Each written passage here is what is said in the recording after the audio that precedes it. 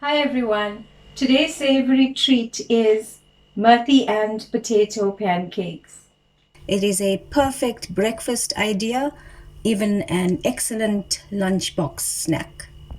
In the bowl, I have one boiled mashed up potato. To that, add in one chopped up onion, half a teaspoon to a teaspoon of crushed chili, half a teaspoon of salt,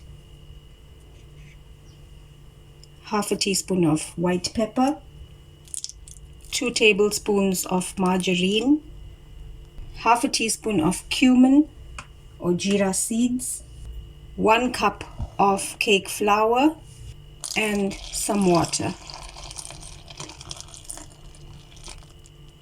Add in about 2 to 3 tablespoons of methi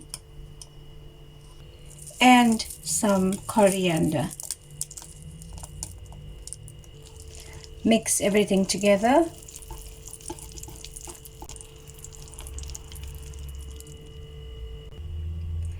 Now toast them.